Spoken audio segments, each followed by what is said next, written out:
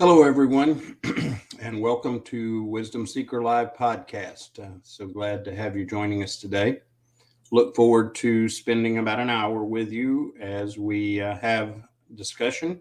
And our goal is to, through that discussion, seek and gain wisdom. And today, our topic that we are going to be seeking to gain wisdom in is regards to adversity, something that I think we all struggle with. Uh, Before we get started with the topic, we always like to cover a basis for our understanding of what wisdom is.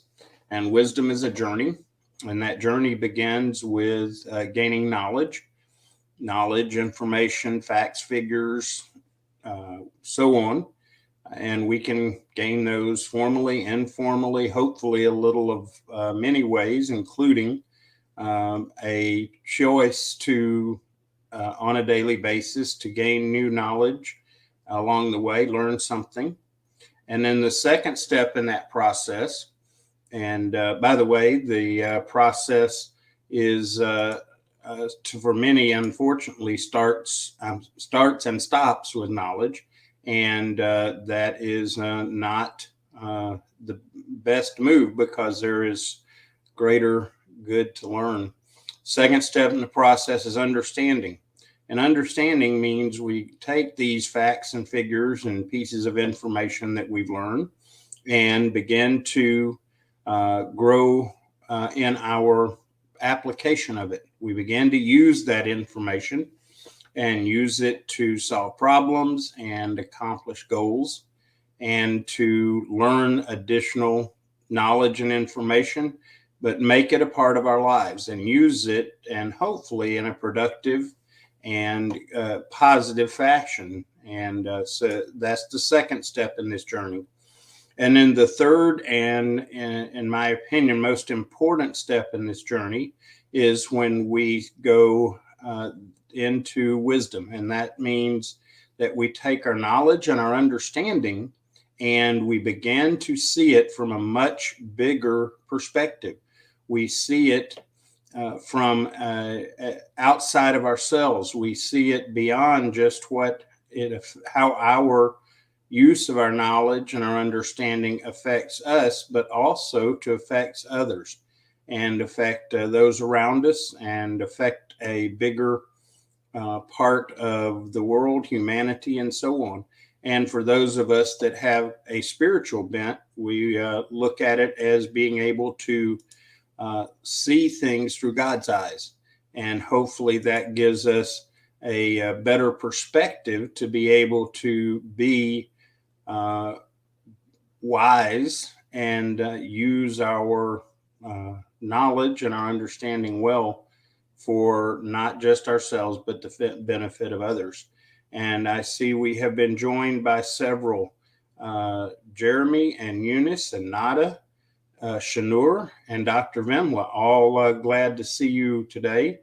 And as we go along in our discussion and our seeking wisdom in this, I want to hear from each of you because I am confident that each of you have had experience with adversity, and more importantly, learning how to deal with adversity in the most healthy fashion and best fashion for us to be able to grow and not get stuck and discouraged. And I think one of the things that we need to really look at is in our cultures, and I know it may be more prevalent in some cultures than others, but we have made an effort to avoid adversity.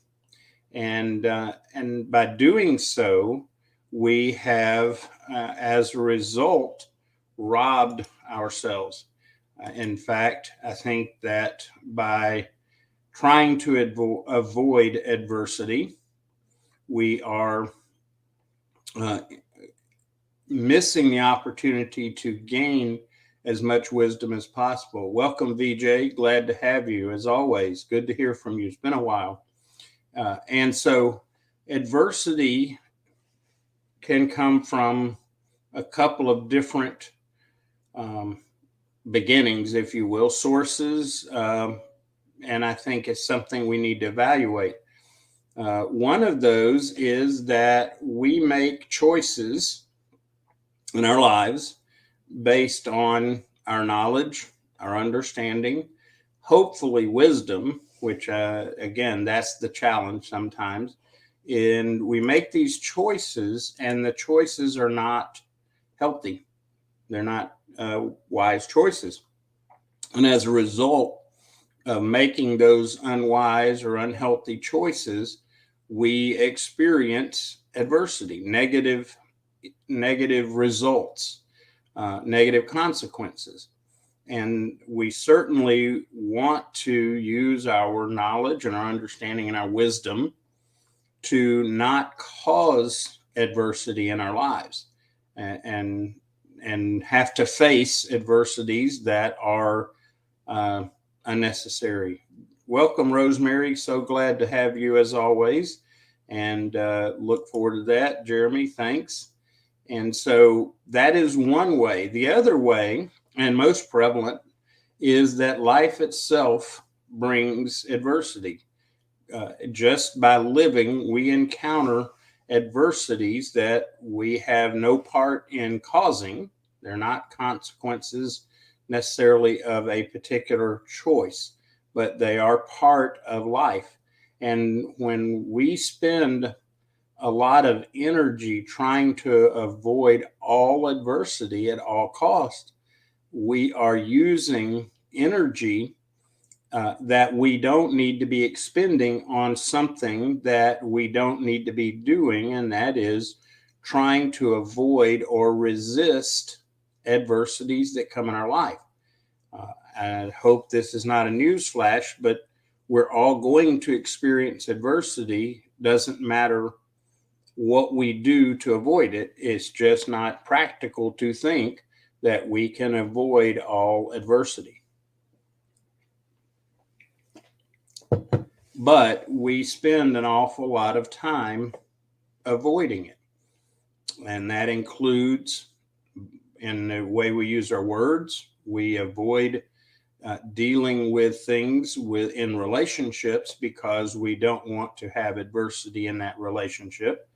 We avoid, we spend a lot of time avoiding physical adversity and under the guise of being safe. And please understand, I'm not talking about becoming reckless in our behavior, but there's a point where if we try to avoid physical adversity and work so hard at it that we are not practically able to function well. And we also are experience unhealthy results by being overly safe. And we'll dig into that a little more because I'm sure there's some people going, but we should protect ourselves and our children especially.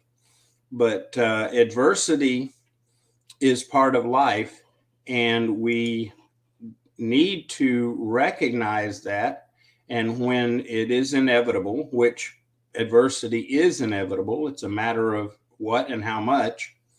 When it's inevitable, rather than resisting, we need to learn how to effectively, practically, and in a healthy way respond.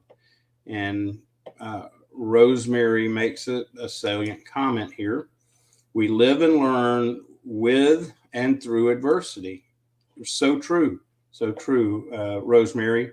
And the converse of that is, as we seek to avoid adversity and resist it, we end up not learning and not gaining what that experience and that opportunity is going to afford us.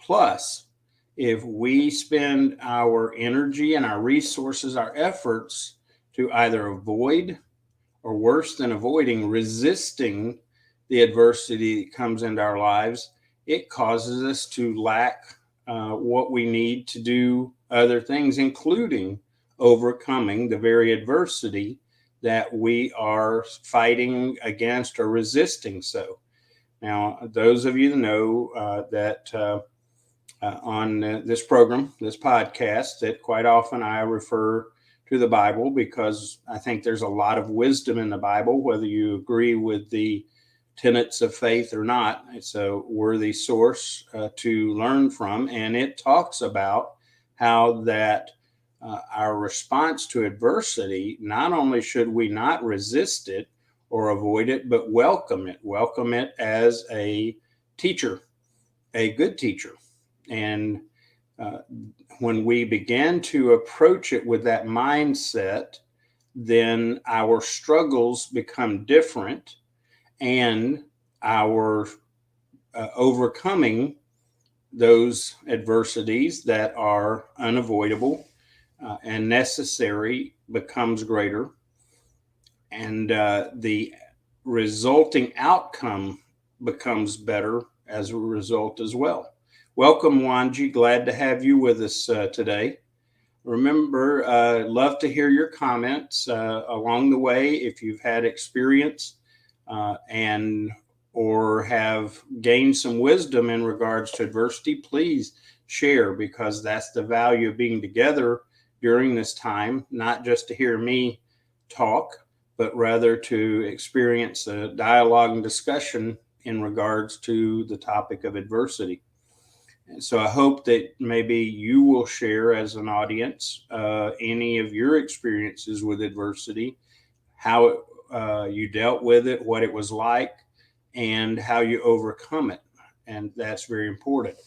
So, practical ways that we are over indexing on avoiding adversity. One, again, there are a number of them, but some obvious ones is in our physical world. Now, part of wisdom in my mind is that we understand that our world, us as part of our world, actually has three components. We have a body, obviously.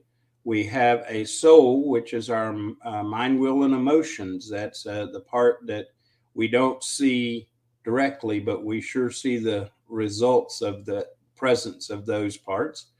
And then, of course, an important part is that we have a spirit, and we need to be sure and be balanced in all three areas and healthy. So I digress a moment, but our physical world, one of the things, now I've been around a few years and I've observed what I think is over indexing on physical safety. And I appreciate the value of making smart choices and being wise and safe. But I also recognize that in our quest for physical safety and seeming security, we have really set ourselves up to not learn, not grow wise, and to, in the end, not be as healthy physically. And so, really something to consider in our lives as we make choices. Rosemary has a comment. It says, protecting our children from adversity does not help them to grow as people. The greater lessons that help our children grow into wonderful, strong people come from helping them grow through adversity. So, yes, and I agree with complete agreement there, Rosemary. And that includes not trying to constantly protect them physically. There is a lot of science showing that over-indexing, trying to protect us and our children, our grandchildren physically, is actually in ways causing harm, especially in the long term. Something that is not a wise approach to physical adversity. Jeremy makes comments. Some adversities can be prevented by small actions, especially if we don't make a snap emotional decision. Instead, take a minute to breathe before making any decisions to limit our adversity. Agreed, Jeremy, that we can certainly prevent unnecessary adversity and do so by being wise about it. And that includes part of wisdom is we begin to recognize the adversities that come in our lives as avoidable or those that we need to walk through. Welcome, Sharon. Glad to have you with us as always. So, these physical adversities, we have become in many ways germophobic. And I appreciate being healthy and avoiding germs and things like that and illnesses. I appreciate that. But there's a point where experiencing, walking through those adversities actually help us become stronger so that when we encounter these germs and viruses and illnesses, we are strong enough not to have to go through them over and over and over again. And that is an example. We have built so many things to protect ourselves in our physical world. In fact, so many things that we have built to protect ourselves, and a result is that we no longer have to use wisdom, or as the old saying goes, common sense as we approach our world, because some of the things that we try to avoid in our physical world by differing methods of safety and security could be also avoided and as a result, or dealt with as a result, to we learn and become stronger if we have wisdom that we operate from in life. As Jeremy talked about, learning to respond rather than react. Rosemary has a comment. I read Black Beauty with my daughter when she was growing up. Through reading how Black Beauty lived the various challenges that came Beauty's way helped my daughter understand that bad things can be learned from and that bad things don't last forever. Indeed, part of the value of going through the adversity with intent to overcome is that we learn how to avoid or deal with worse adversities. And frankly, the whole thing of protecting ourselves physically, again, is a problem. Rather than avoiding dealing with adversities and illnesses and things, we end up unable and unprepared for one thing, and that is the ultimate adversity is death. And a lot of people avoid dealing with that issue for themselves. They avoid talking about or thinking about what is inevitable, which is death. And as a result, when it comes time, then we're not prepared to deal with it, and we deal with it poorly. We deal with it in unwise and unhealthy choices at that point. And at that point, our options become very limited. So again, adversity is something that's going to come. And part of it depends on how you define adversity. And one of the things that I've learned is that to shift my mindset that just because it's not something I want doesn't mean that it's an adversity. It just is something that's part of life. And we got to learn to recognize those things. And rather than complaining that we shouldn't have them, we couldn't have them, it's wrong that we have them, accept them, embrace them, and walk through them to learn as we go through them to the other side. And one of the biggest benefits to this process of properly dealing with adversity is it helps us maintain hope. I firmly believe that part of the reason that we have such a great amount of suicide. And what's really sad is the amount of suicide that we have among young people now. And I believe that part of that is a direct result of protecting our young people from the challenges of life's adversity, so that when that adversity comes, remember, we are not going to eliminate adversity from our lives. It's not possible. It's not practical. It's not worth making the energy and effort to try to avoid all these. But when we cause our young people to not have adversity, which includes, by the way, their part of adversity does come when we make unwise choices, and the consequences that result are there to teach us. And when we protect our young people from the consequences of their choices, and culturally, we do that way, way, way, way too much. And as a result, when we can't protect them from an adversity, which as a parent and a grandparent, I know this to be true, we can't always protect them from those situations.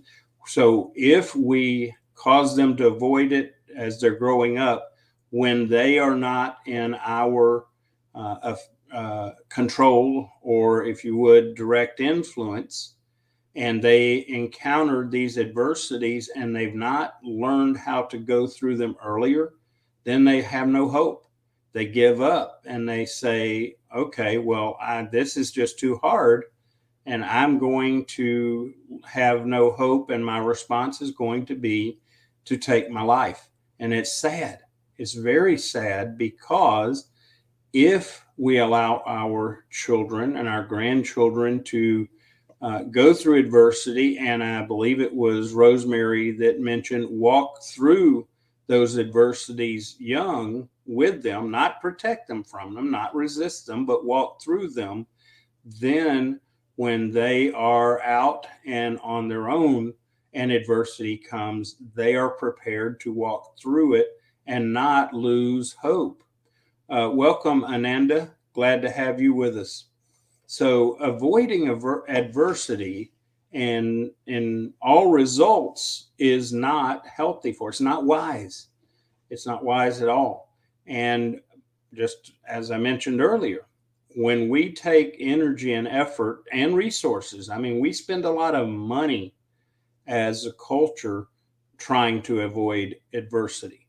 It's just remarkable. And when we do this, the negative result can be devastating. And when we do this, it's especially harmful to our children, our grandchildren. Eventually, all of us, if we survive to be around long enough, will find that we can't avoid adversity, and we are forced to deal with it. We are forced to grow. We're forced to gain more than just knowledge, more than understanding, but it forces us to gain wisdom. And by doing so, we can then have the wisdom to be able to avoid unnecessary adversity. But why do we wait till we're older to address this and learn it, and try to keep our children from learning it early? I believe that as we go along, the wisest move is for us to allow our children and grandchildren to deal with the consequences, the adversities that come in life, whether it's because of their choices or just being around other people. Part of the reason we can't avoid adversity is we don't live in isolation. We live in a world with other people. And even if we don't suffer an adversity directly because of something, we're around people. We have relationships with people, including our family, and they're going to go through adversity, and we are affected by it. And when we have not learned from adversity and learn how to go through it, then when they go through it, it can also be devastating to us because we're not prepared. And so we just got to get a different mindset in regards to adversity, in regards to uh, how much to protect and how much to avoid. Again, please understand, I stated this earlier and I'll state it again, that I'm not a proponent for reckless behavior. I am pretty conservative in those terms. I am not a super high risk individual, especially physical risk. And so I'm not trying to encourage people to be reckless in their choices, but I am encouraging us that we all gain wisdom to know how to go through adversity and overcome it. And the best way to do that is to walk through it. And the sooner we learn those things at a young age, the sooner we're going to be prepared to go through it, especially again, referring to our children, when we can help them walk through it and successfully overcome it, that's when they will be ready when we're not around to walk through it or protect them. And by overprotecting, and I'm talking physically, I'm talking mentally, emotionally, and in some regards, even spiritually, we are so determined to protect them that we rob them of that growth and gaining that wisdom. Welcome, Lee. Glad to have you as always. Let's see, Dr. Vimla makes a comment. She says people should share, especially young people, with their loved ones to cope with these challenges. Indeed, that is part of the value of walking through adversity. And as human beings, we talk about sharing our story. Well, a big part of the value of sharing our story is how we have faced adversity and overcome it, and how we can encourage others to do so. There's, again, the Bible has a great passage. It says that we should comfort others with the comfort we've received. And to put that maybe in a little more current vernacular is the help we've found when we've gone through adversity and learned and grown from and gained wisdom from, we can then share that with other people as they go through the same adversities and challenges. That is part of the value, excuse me, of walking through those adversities and overcoming them so that we can help others, especially our children. And when we don't go through the adversities as a child, then how do we then walk through those adversities with our children? So the challenge with our culture is to stop avoiding adversity at all cost in any form, physical, mental, emotional, or spiritual, because as we do so, we lose as well as others lose as a result. Jeremy has a comment. A majority of adversities are temporary in life, and when we face those adversities, by acknowledging them, we then gain wisdom that can be used to assisting us with overcoming those adversities. You have said something very true, Jeremy. Adversity generally is not long-term. It's not lifelong. It's not something that is going to even have lifelong result. And the one that, excuse me, the one that we, again, avoid talking about, but that factors in, is that of dealing with death. Excuse me for just a moment. Sorry about that. I didn't want to cough into everyone's ear and just needed to clear my throat. But adversities are temporary. And what's another interesting side effect or value of going through these adversities is perspective, because quite often we get fear ruling in our lives because we don't go through adversity. And when we start facing adversities and we're not practiced in it, then we tend to make them much bigger in our minds than they are in reality. What I like to refer to that is that when we are facing adversities in our life and we have these monsters, or I call them dragons, in our minds, and they frighten us and they cause us to uh, cower and just live in fear.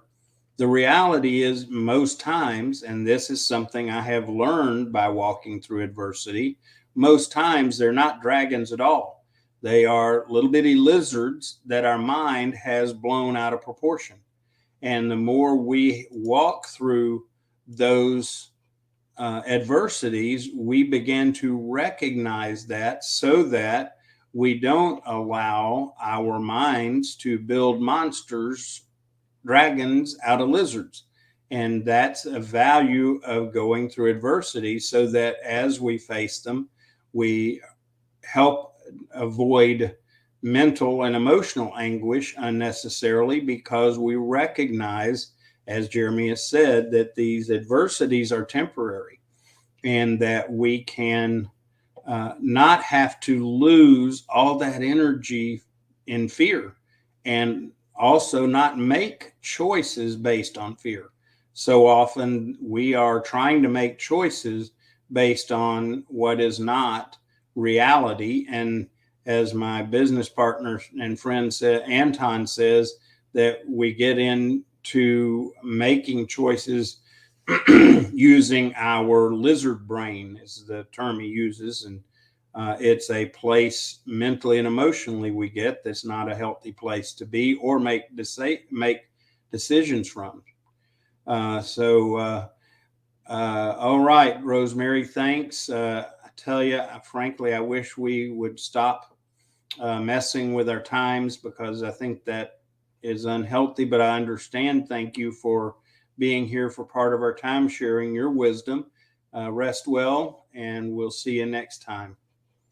So, adversity, we've got to stop avoiding it. We've got to stop trying to resist adversity that comes into our lives. And because when we do, we lose a lot of benefit of going through adversity. And worse than that is we, in this effort culturally to avoid adversity, to be safe in all regards, physically and mentally and emotionally, we are causing our children to be unprepared for life. Because at the end of the day, we know that there is going to be adversity in life. And the sooner that we can help our young people be able to deal with those adversities rather than avoid them, the better it is for them. Excuse me a moment.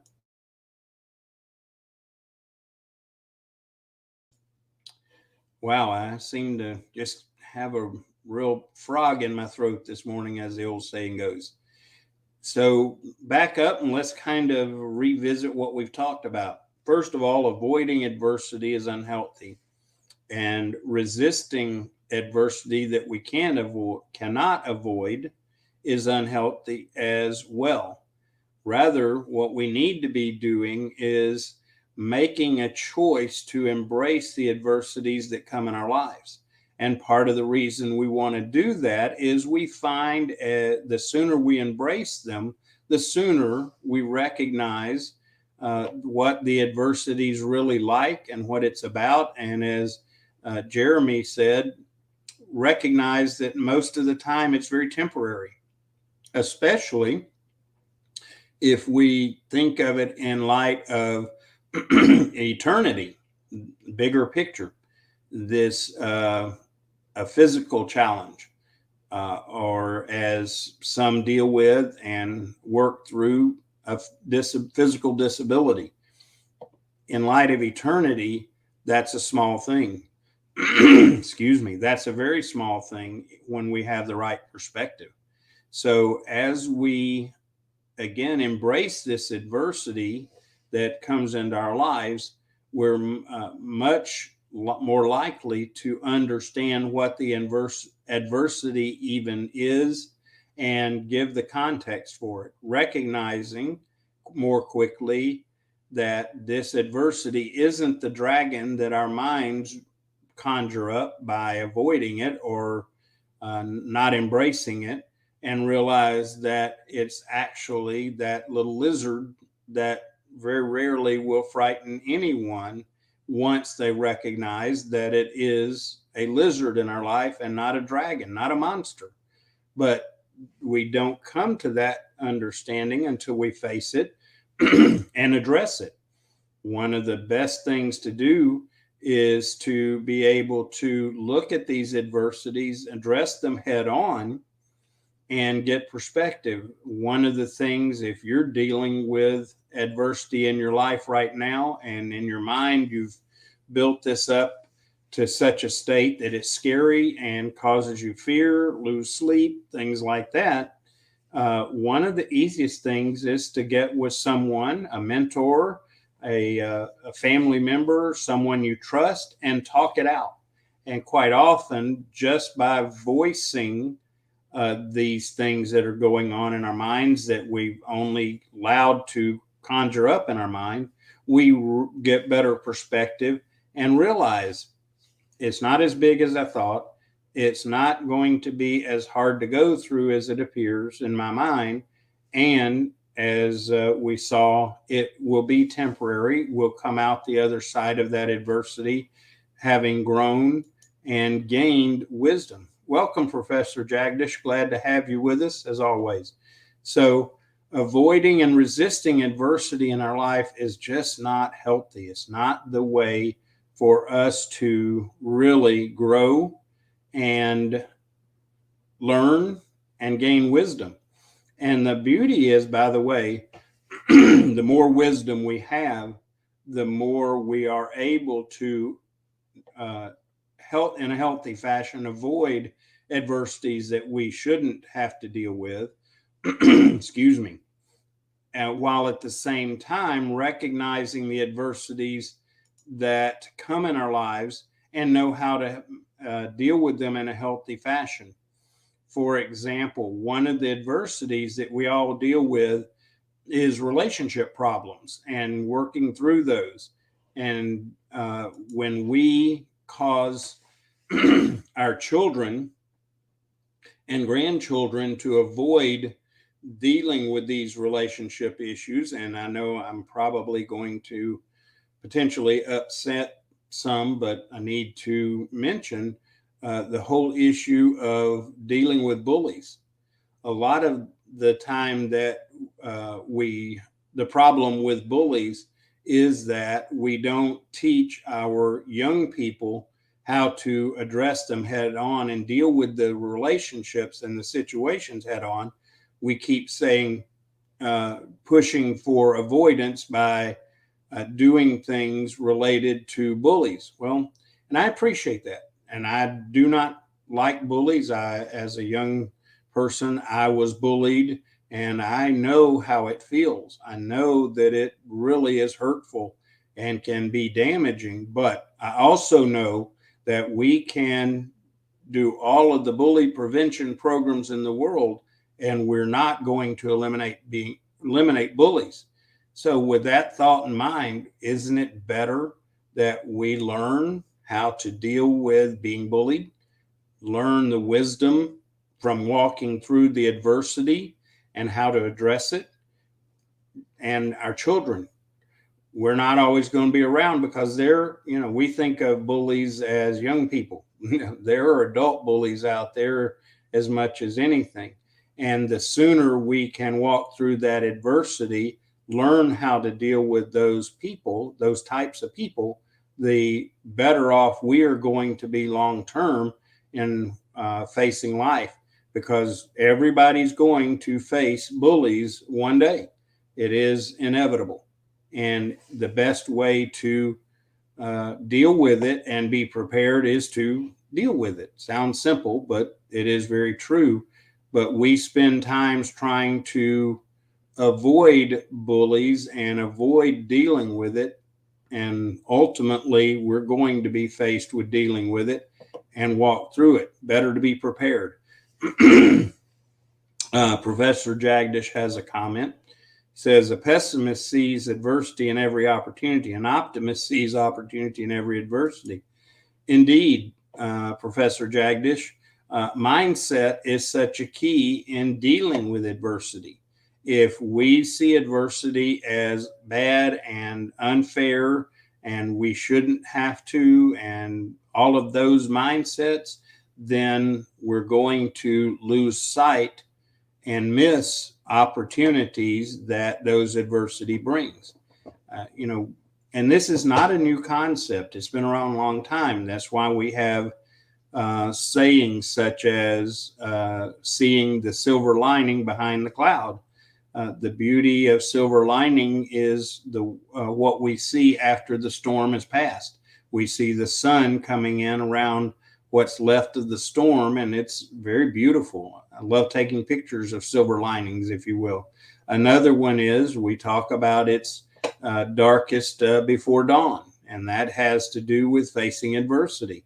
When it seems worst, when it seems the harshest or hardest, is just before the time we're going to get through it and experience the dawn or the light of having gone through it. And so these are all parts of recognizing adversity and recognizing going through it and recognizing that we can get through it. And in the end, if we approach it well, we will come out the other side with wisdom. See, one of the things about what our current cultures are doing is we're trying to live in a primary place of making knowledge king. Problem with knowledge without understanding, and especially without wisdom, is that you think that your knowledge is going to help you get through it. No, it will give you information, but unless you have understanding related to the knowledge, you're just going to be at a state where you're trying to find other knowledge to get overcome it. Sometimes that works, but the effectiveness of it is small. Whereas if we gain knowledge and understanding and wisdom, the greater likelihood that our knowledge becomes a basis for us to overcome adversities and get through things, and especially without creating other issues as a result of just basing things on knowledge. I would say some of the struggles and consequences that we are dealing with today, the unintended consequences has been choices made strictly from a knowledge basis. And I don't think people that do that intend to have problems or negative consequences in the end, but the lack of understanding, lack of wisdom causes a natural byproduct of these unintended consequences. Excuse me. A lot of our medical treatments and things are based in the pursuit of knowledge, and I appreciate that. And it's nice to have options with our medical, but by not approaching some of this with greater wisdom, is that we have now consequences where we're facing decisions that we should never have to face to start with. And having gone through this in my own family, or close to it anyway, fortunately, in the end, we didn't have to, but my dad was in medical status that was unfortunate, and we came very close to having to make a choice of whether to remove medical treatment from him or not. And I'm of the opinion it's not healthy for us to be facing those choices. We're putting ourselves in a place that we don't need to go. And it's as a result of advancements that we have in our culture, medically, keeping people alive that maybe shouldn't be. And it's the consequence that I don't think anyone intended is that we have to make decisions in regards to whether they remain alive or not. And if any of you've gone through it, you know what an adversity that is. And by using knowledge alone to make things happen, we have created a set of consequences by trying to avoid the adversity of death, which I understand, and I'm not promoting death prematurely or anything, but it is an inevitable adversity we must face. And when we don't face it and we make choices to avoid death or to keep it or resist it from happening, we then have consequences that, in my mind, are as harder of making decisions about sustaining our loved ones in a way that we weren't meant to even have to face. So that's another example of our avoidance or resistance to adversities, where we, as a result of not having using wisdom, as we make these decisions using this knowledge, that we end up with consequences that probably were not intended, but inevitable. And they come, and now we're facing a whole nother set of issues. So to circle back, Professor Jagdish has a comment, says, adversities are the stepping stones to success as they provide us with valuable experiences. Indeed. In fact, stepping from one stone to the next through adversity is actually a very big success in our lives. And we have turned success into replaced success as the term we use for what really is our reward for being successful ongoing. And so, but it is part of the process indeed. So to kind of come back around, to begin to, we're getting short on time, and Dr. Vimla makes a comment, like to get everybody's comment in. Adversities teach us lessons for life and make us stronger. No doubt at all. So first lesson and the wisdom to gain here is stop avoiding adversities at all cost. That includes making choices to over-index in protection, in security, in safety. Because, just to be blunt, we can wear all the protective gear in the world to avoid physical injury, and we are going to experience physical injury. And if we've been avoiding it, when the inevitable comes and we face it, the injury quite often is worse, more painful, and harder to deal with. Again, I'm not advocating that we should go injure ourselves or be reckless. That's not at all what I'm talking about. But we need to keep it in perspective. We need to have wisdom about it. And that's part of the problem, is we've been so busy avoiding these adversities, these challenges in life, that we have no wisdom in regard to it. And people are, as a result, not prepared. And the negative results of not being prepared is making issues for all of us, for our culture included, Jeremy has a comment. I thought we were closer out of time. We've still got a little time. So good. Keep making comments, sharing your thoughts. Embrace adversities and fears so that you can grow and overcome those adversities and issues. Indeed, when we begin to immediately embrace adversities we face, then we get better perspective of them because we expose them and the perspectives and the realities. And then we're sooner with a complete perspective or more complete perspective prepared to go through them and deal with them. And each time we do that, we grow and become stronger. And part of the result of that is learning to avoid the issues that we don't need to face and being prepared to address and go through the adversities that we all know happen.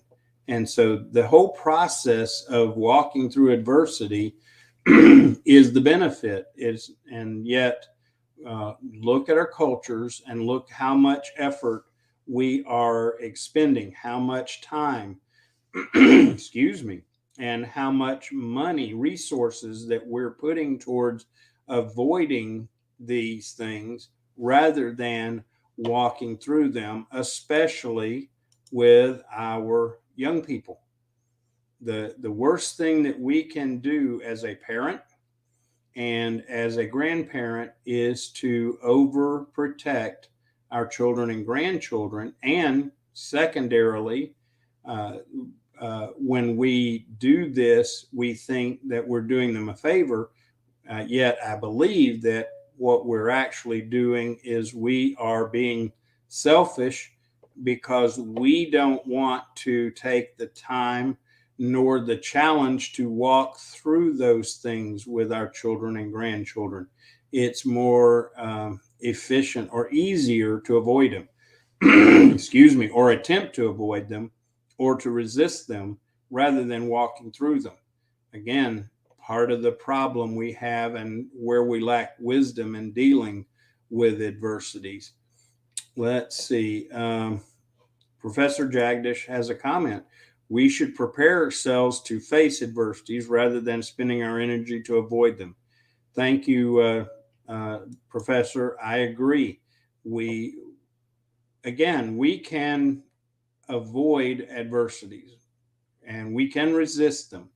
We do it a lot of the time, but we cannot always avoid them and we cannot always resist them. And what happens is when we spend early time avoiding and resisting, when we do face it and come to terms with it, it's a much worse situation because we're not ready.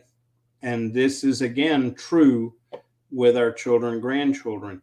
One of the things that I think that we use culturally to avoid or resist our adversities is in the saying or the mindset of, oh, let children be children.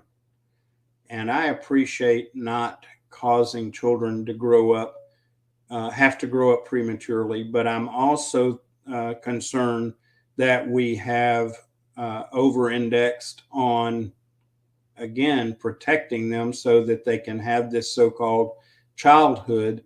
But the fact is, it's inevitable that we're going to grow chronologically. And when we grow chronologically, age-wise, years-wise, and do not grow in the wisdom and maturity that we need to go accordingly, we're still trying to enjoy our childhood. We end up with some of the problems and concerns we have culturally now. People that say, well, I don't want to be an adult. Well, the reality is at some point you have to be an adult and face, excuse me, adult decisions and gain some wisdom in order to not be dealing with childish consequences all the time. Again, this whole mindset is about avoiding responsibility, about avoiding the results of growing, that's another form of avoiding or resisting adversity. We think that being an adult and being grown up is somehow negative, and somehow it's hard, and never have any joy, don't have that childlike outlook on life that is so good. We that's But when we take that mindset and behave in that fashion, we perpetuate the problem rather than gaining the wisdom, so that as adults, as mature people, we can find joy in life, and we can experience that excitement about being alive that a child has.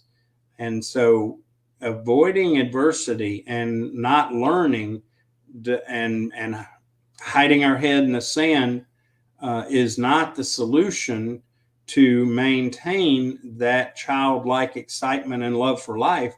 In fact, ultimately, by avoiding it and trying to stay childlike, and in our thoughts and our behaviors, will make it worse. And not only for the person making that choice, but for the rest of us. Again, what we see in our culture is in part to avoiding risk, avoiding adversity, and resisting adversity when we can't avoid it. And so we just really got to come to terms with it and deal with these adversities and get the opportunity. I especially like the quote that was in the event picture from Benjamin Franklin, that not avoiding opportunities quite often costs us opportunities. Avoiding adversities and not dealing with them often cost us opportunities. Misspoke there. So, takeaway for the day: embrace adversity that comes into your life. Be ready to embrace it and look at it from a mindset that it is a teacher. It is not there to destroy us and tear us down, but rather to build us and build us up and make us stronger. And so, by embracing, and a key thing is not only embracing, but being joyful in it. Now, I'm not talking about looking at it and being thankful for hard times, but being joyful in it helps us get through it better, faster, and more with better results. Very quickly, share one last comment from Professor Jagdish. When we see off our children on a train journey, we advise them to be cautious, to avoid strangers, to take care of luggage, but we never ask them to enjoy the beauty of nature on the way or learn from co-travelers. Great example of overdoing, trying to be protective rather than being healthily safe and enjoying the journey along the way. A great analogy there, Professor Jagdish. So going forward, welcome, Waiswa. We're about to wrap up, so I hope you can join us next week. We need to embrace adversity that comes into our lives. And as we embrace the adversity and deal with it, gain the wisdom we can from it. Take the knowledge and understanding we have and begin to apply wisdom. And that a big thing there is seeing that situation, those circumstances, that adversity from a bigger picture. I would suggest that bigger picture should be in light of eternity, not just our time here, and also in light of the spiritual aspect of us and recognizing the effect and influence of our Creator in our lives. When we start doing that, then our wisdom grows and we can avoid or better deal with the adversities that are inevitable and avoid those that we don't necessarily have to keep experiencing because we make wiser choices. So thanks, everyone. Appreciate you being here. I've picked up a lot of good things from those that have participated. And so we'll be back next week, next Monday morning, 8 o'clock, LinkedIn, Facebook, and YouTube. I hope that you'll invite others to join us. I'm not sure the topic at this point. And then the Monday after that, we'll have a guest. It'll actually be the pastor of the new church that I'm part of, and look forward to hearing from him. So hope that you will approach each day seeking out wisdom, because if we have wisdom, then we keep everything else in perspective, and we make better choices for ourselves and for others. So thank you. God bless. Have an amazing week, and I hope to see all of you and more back together next Monday, 8 o'clock Eastern, here on one of the channels. Thanks, everyone. Bye.